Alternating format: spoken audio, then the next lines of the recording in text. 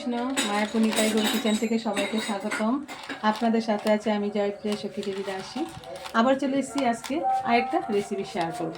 আজকে সন্ধ্যের সময় মানে ভগবানকে গণিতাইকে আজকে একটু চটপটা কিছু করে দেব। তার জন্য এখানে দেখুন এই যে ফুচকা, এটা মানে রেডিমেড কিনতেই পাওয়া যায় বাজারে। ওই ফুচকাটা আমি নিয়েছি, আর অলরেডি আমার রেসিপিতে মানে ভিডিওতে ফুচকা দেওয়া আছে, চাইলে আপনারা ওরকমভাবে বানিয়ে নিতে পারবেন।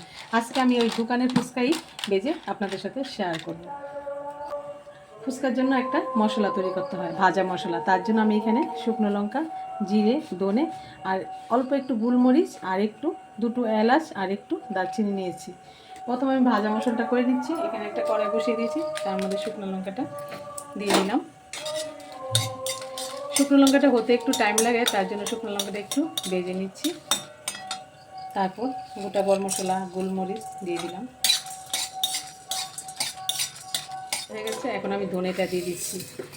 ধনেটা একটু ভেজে নিচ্ছি। জিরেটা আমি সবাই লাস্টে দেবো, কারণ জিরেটা ভাজা হতে সময় লাগে না বেশি। এখন একসাথে দিলে জিরেটা পুড়ে যাবে।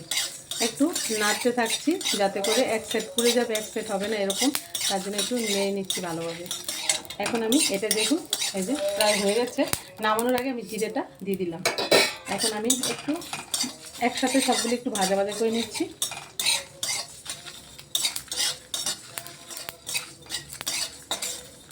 এই ভাজা মশলাটা আলু মাখাতে দিলে আর একটু জলে দিলে খুব টেস্ট হয়। এই ভাজা মশলাটাই কিন্তু ফুচকার মেন। এখন আমি নামিয়ে দিচ্ছি। দেখুন ভাজা মশলা হয়ে গেছে, খুব সুন্দর একটা গন্ধ ছেড়েছে।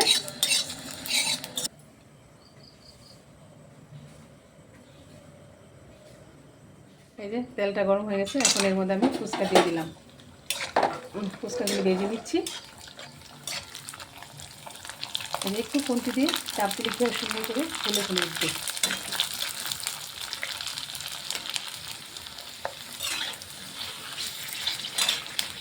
এখন কি সুন্দর ফুলে গেছে।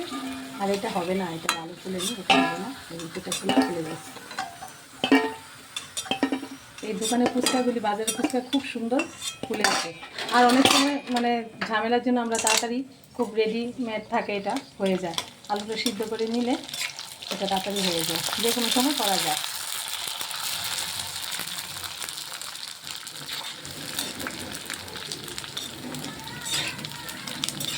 লাল করে আবারও দিয়ে দিচ্ছি।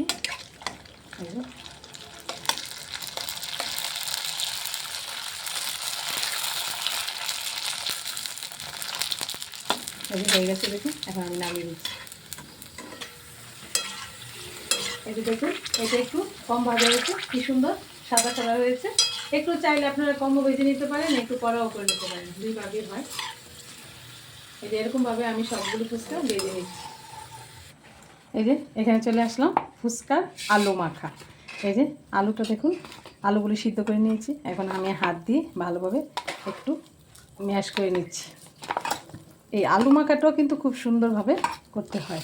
সব কিছু পরিপূর্ণ, সব কিছু যখন দেওয়া হয় তখন এই আলু মাখাটা খুব টেস্ট হয়। এখানে রয়েছে ছোলা ভিজানো, এখানে ভিজানো ছোলা দিয়ে দিচ্ছি। আর এখানে মটর সিদ্ধ করে নিয়েছি, সিদ্ধ মটর দিয়ে দিচ্ছি। আর এখানে বিট লবণটাও স্বাদ মতো দিয়ে দিচ্ছি। এখানে এই যে লঙ্কা, সিদ্ধ লঙ্কা নিয়েছি, এটাও দিয়ে দিচ্ছি। আর এখানে শসা কুচি আর গন্ধরাজ লেবু পাতা, আর এখানে গন্ধরাজ লেবু রসটা দিয়ে দিচ্ছি। আর এই যে ভাজা মশলাটা করেছিলাম, এই ভাজা মশলাটাও দিয়ে দিচ্ছি। ভাজা মশলাটা আমি 2 চামচের মতো দিয়ে দিলাম। আর এখানে লঙ্কা কুচিটা ঝালটা পছন্দ মতো, যার স্বাদ মতো দিতে হবে। বাচ্চা যদি থাকে সেইভাবে আপনারা বুঝে ঝালটা দিতে পারেন। আর এখানে আমি এই যে বাদাম শুকনো খোলায় ভেজে বাদাম নিয়েছি, বাদামটাও দিয়ে দিচ্ছি।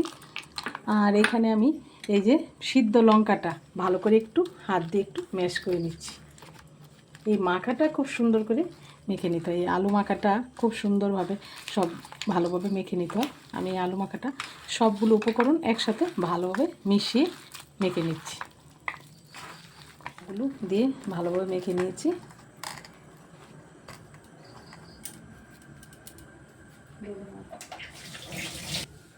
এই যে এখানে আমি একটু ঝাল লঙ্কার গুঁড়ো দিচ্ছি, সেটা অপশনাল, আপনারা চাইলে দিতেও পারেন। একটু কালারটাও সুন্দর আসবে, খেতেও ভালো লাগবে। আর এখানে আমি ধনেপাতা কুচি দিয়ে দিচ্ছি। এবার আমার আলু মাখাটা আরেকটু মিশিয়ে নিচ্ছি হাত দিয়ে, যেহেতু লঙ্কার গুঁড়ো দিলাম আর ধনেপাতা কুচিটা দিয়েছি তার জন্য। আর এর মধ্যে আমি একটু তেঁতুল জল দেব। আমরা অনেকেই কিন্তু ফুচকাটা বাইরে খেতে চাই না, অনেক সময় ভালো লাগে না, কিন্তু ঘরে করে যখন আমরা ভগবানকে গণিতাইকে রাধা মাধবকে ভোগ লাগিয়ে প্রসাদ পাবো, তখন খেতে আরও স্বাদ বেড়ে যায় আর খুবই ভালো লাগে। এই দেখুন আলু মাখাটা হয়ে গেছে, এই যে রেডি হয়ে গেল আলু মাখাটা। এখন এই যে এখানে আমি এই যে টক জলটা করে নিয়েছি, তেঁতুল জলটা, এটা আমি তেঁতুলটা ভিজিয়ে ভালো করে ছেঁকে নিয়েছি, যাতে করে কোনো মানে ছাবড়া টাবড়া না পড়ে তার জন্য। এখন এটা আমি বানিয়ে নিচ্ছি। এর মধ্যে বিট লবণ দিয়ে দিচ্ছি স্বাদ মতো, আর এখানে ভাজা মশলাটা দিয়ে দিচ্ছি, আর এখানে ধনেপাতা কুচিটাও দিয়ে দিচ্ছি, লেবু পাতা, আর একটা লঙ্কা, সিদ্ধ লঙ্কা, আর গন্ধরাজ লেবু, আর এখানে একটু কাঁচা লঙ্কা কুচিও দিয়ে দিচ্ছি। আমি আবারও বলছি, ঝালটা আপনারা আপনাদের পছন্দ মতো দিতে পারেন। এখন আমি এই লেবুটাকে রসটা ভালোভাবে দিয়ে দিচ্ছি। আমি এখানে লেবু পাতাটাকে একটু হাত দিয়ে কেন একটু করে দিচ্ছি, যাতে করে লেবু পাতার যে গন্ধরাজ লেবুর সেন্টটা যাতে করে উঠে, আর লেবুর রসটাকে ভালো করে দিলাম। আর লবণও দেওয়া হয়ে এলো, এই যে রেডি হয়ে গেল টক জল। আমি আর কিছুটা বিট লবণ দিয়ে দিচ্ছি, কারণ তেঁতুল টক তো একটু লবণটা মনে হয় লাগবে। ভালোভাবে মিশিয়ে নিচ্ছি। আর একটু লঙ্কার গুঁড়ো এর মধ্যে আমি অ্যাড করছি, অল্প পরিমাণ, বেশি না, অল্প পরিমাণে ভালোভাবে মিশিয়ে নিচ্ছি। এই যে রেডি হয়ে গেল আমার এই ফুচকার টক জলটা। ফুচকা ভাজা হয়ে গেছে, আমি একটা ভরে নিচ্ছি। এই যে এখান থেকে আলু মাখা নিয়ে নিলাম, ভরলাম, আর এইভাবে জল দিয়ে ভিজিয়ে নিলাম, আর আমি একটা বাটিতে দিয়ে দিচ্ছি। দেখুন কতই না সুন্দর, আর ঘরে করলে এত স্বাস্থ্যসম্মত, যেমন টেস্টি এবং হেলদি। এর জন্য আপনারা সবাই ঘরে বানাবেন, ঘরে বানিয়ে ভগবানকে ভোগ লাগিয়ে প্রসাদ খাবেন। আর সবাই ভালো থাকবেন, সুস্থ থাকবেন। আবার দেখা হচ্ছে পরের ভিডিওতে। হরে কৃষ্ণ।